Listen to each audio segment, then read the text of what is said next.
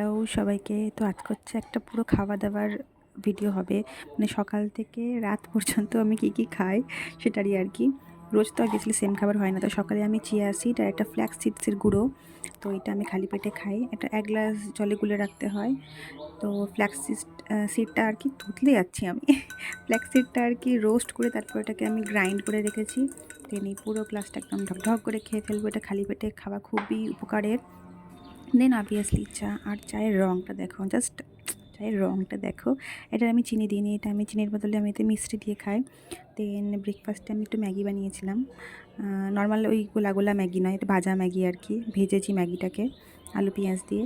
And then লাঞ্চে ছিল এটা ডাল, মাছ ভাজা আর মাছের ঝোল ছিল, বাট মাছের ঝোল আমার ভালো লাগে না। তো মাছ ভাজা, আর এই মাছটাকে তো পুড়িয়ে ফেলেছে ভেজে। যাই হোক, লেবু দিতে ভুলে গেছি সঙ্গে। যাই হোক, এটা মুসুরির ডাল ছিল, আলু ভাজা ছিল। অ্যান্ড দেন বিকেলে পড়ানো ছিল আমার টিউশন, তো সেখানে আমি চা খেয়েছি। আর যেহেতু রাখি স্পেশাল ছিল, তো রাখি পড়ানোর পর এইটা আমার স্টুডেন্টের বাড়ি থেকে আমাকে দিয়েছে। তো এটা খেয়ে ডিনার আর করিনি।